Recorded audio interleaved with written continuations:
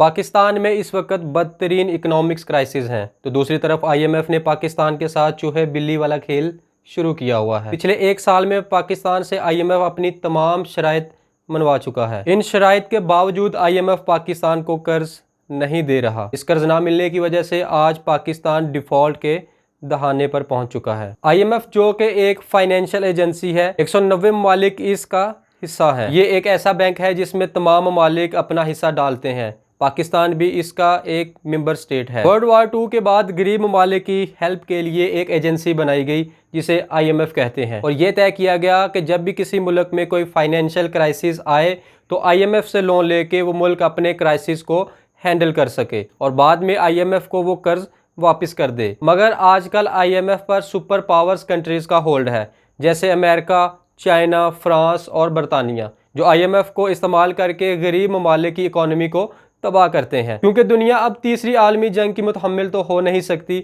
इस वजह से सुपर पावर कंट्रीज आईएमएफ को इस्तेमाल करते हैं और फिर आईएमएफ अपने मुख्तलिफ कंडीशंस पर गरीब ममालिक को लोन देता है, और जब वो ममालिक लोन वापस नहीं कर सकते तो उन ममालिक को डिफॉल्ट डिक्लेयर कर दिया जाता है और इस मुल्क की कीमती असासे को जब्त कर लिया जाता है। आईएमएफ जब भी किसी मुल्क को लोन देता है तो उसकी चंद शराइत होती हैं। जो लोन वो दे रहा है वो सियासत के लिए इस्तेमाल नहीं होगा, यानी सब्सिडी के लिए इस्तेमाल नहीं किया जा सकता। इस सारे अमल को रावडी पॉलिटिक्स कहते हैं, क्योंकि जब भी आईएमएफ से लोन मिल जाता है तो मुख्तलिफ गवर्नमेंट्स अपनी अवाम को खुश करने के लिए मुख्तलिफ चीज़ों पर अवाम को सब्सिडी दी जाती है ताकि अवाम को लगे कि मुल्क में महंगाई की शरह कम है। और ऐसा ही पाकिस्तानी हुकूमतें भी करती आ रही हैं। जब भी आईएमएफ से उन्होंने लोन लिया तो मुख्तलिफ चीज़ों पर अवाम को सब्सिडी दी और इस कर्ज को उतारने के लिए मजीद कर्ज ले लिया। इमरान खान जब पीएम थे उन्होंने आईएमएफ से $6 अरब का बेल आउट पैकेज मंजूर करवाया, मगर आईएमएफ की कंडीशंस को वायलेट करते हुए अवाम को पेट्रोल और डीजल की कीमत पर सब्सिडी दी। इमरान खान के बाद शहबाज हुकूमत आई जिसने पिछली तमाम गवर्नमेंट्स को सब्सिडी देने में पीछे छोड़ दिया और अवाम को मुख्तलिफ स्कीमों के जरिए जैसे मुफ्त आटा स्कीम, फ्री लैपटॉप स्कीम के नाम से लोगों को सब्सिडी दी। क्योंकि इलेक्शन नज़दीक है और हुकूमत ये चाहती है कि अवाम को ज़्यादा से ज़्यादा रिलीफ देकर अपना वोट बैंक बढ़ाया जाए, और ऐसा करने के लिए सब्सिडी के अलावा कोई और चारा उनके पास नहीं है।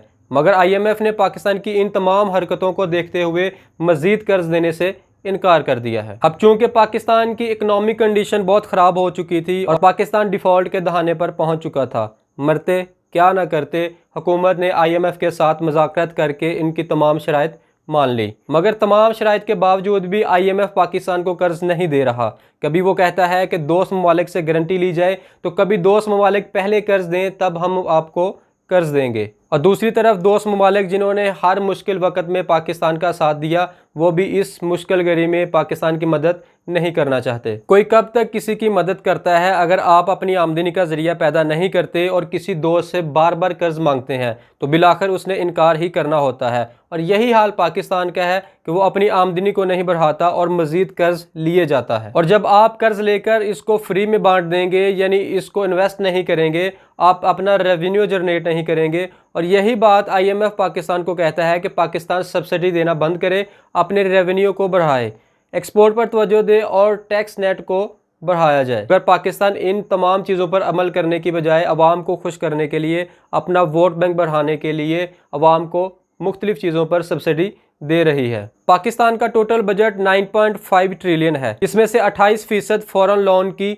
रीपेमेंट में चला जाता है और 12% बजट आर्मी के पास चला जाता है। पीछे 60% में पूरा मुल्क और सूबों को चलाना बहुत मुश्किल हो जाता है। इसकी वजह से पाकिस्तान को मजीद कर्ज लेना पड़ता है, और अब बात यहाँ तक पहुँच चुकी है कि दोस्त ममालिक ने भी पाकिस्तान को कर्ज देने से इनकार कर दिया है। पाकिस्तान आईएमएफ की तकरीबन तमाम शराइत मान चुका है, मगर एक शर्त जिसकी वजह से अभी तक पाकिस्तान को कर्ज नहीं मिल रहा, वो शर्त यह है कि आईएमएफ पाकिस्तान के दोस्त ममालिक से उनकी ज़मानत मांग रहा है कि वो पाकिस्तान की मदद करेंगे, क्योंकि पाकिस्तान ने 2025 तक $73 बिलियन का कर्ज वापस करना है, मगर पाकिस्तान के पास इस वक्त सिर्फ $5 अरब के रिजर्व बाकी हैं। इस वजह से पाकिस्तान को आईएमएफ कर्ज नहीं दे रहा, तो दूसरी तरफ हुकूमत ने आईएमएफ की कंडीशन को वायलेट करते हुए फ्री आटा स्कीम और पेट्रोल पर सब्सिडी देने का ऐलान कर दिया है, जिसकी वजह से आईएमएफ के साथ मामला मज़ीद ख़राब हो गए हैं। पाकिस्तान के दोस्त ममालिक जिसमें सरफहरिस्त China, Saudi Arabia, UAE, Qatar, इन ममालिक ने भी पाकिस्तान की मदद का ऐलान अभी तक नहीं किया।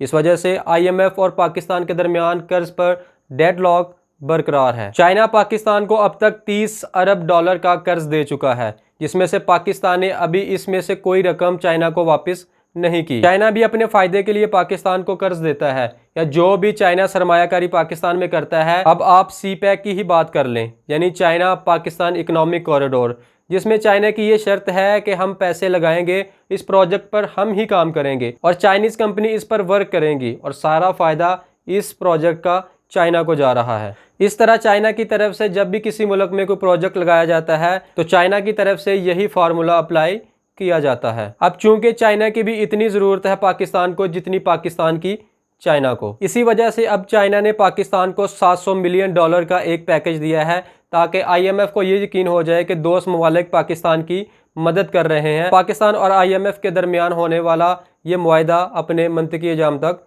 पहुँच जाए। दूसरी तरफ सऊदी अरेबिया पिछले कुछ अरसे से पाकिस्तान से नाराज़ है, क्योंकि इमरान खान के दौर में पाकिस्तान, मलेशिया, तुर्की और ईरान मिलकर एक नया मुस्लिम ब्लॉक बनाने की कोशिश कर रहे थे और सऊदी अरेबिया को इसमें नज़रअंदाज किया जा रहा था। अब चूंकि सऊदी अरेबिया शुरू से ही पाकिस्तान की मदद करते आ रहा है, इस वजह से उसने अपनी नाराज़गी का इजहार इस तरह किया कि पाकिस्तान को मज़ीद कर्ज देने पर उसने कंडीशंस रख दी। सऊदी हुकूमत की तरफ से ये ऐलान किया गया कि पहले हम कंडीशंस के बगैर लोन देते थे, मगर अब जब किसी मुल्क को लोन दिया जाएगा तो उस पर मुख्तलिफ कंडीशंस अप्लाई की जाएंगी। सऊदी अरेबिया अब चूंकि पाकिस्तान को बिल्कुल भी साइड लाइन नहीं कर सकता, क्योंकि सऊदी अरेबिया की फ़ौज की ट्रेनिंग पाकिस्तान आर्मी करती है और जब भी सिक्योरिटी के हवाले से सऊदी अरेबिया को कोई मुश्किल पेश आई तो पाक आर्मी हर वक्त तैयार होती है। इसी वजह से अब इस मुश्किल सूरत हाल में सऊदी अरेबिया ने पाकिस्तान को 2 अरब डॉलर कर्ज देने की मंजूरी दी है, ताकि पाकिस्तान को IMF से मज़ीद लोन मिल जाए।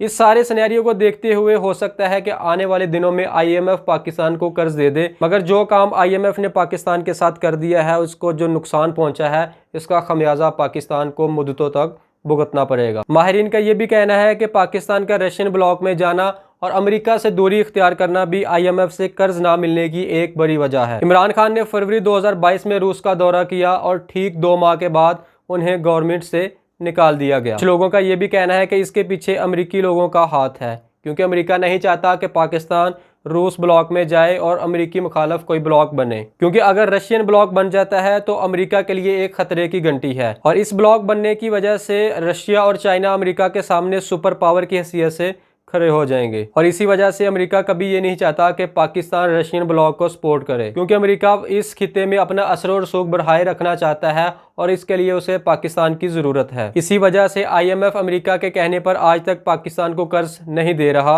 और बार बार नई शराइत रखी जा रही हैं पाकिस्तान के सामने।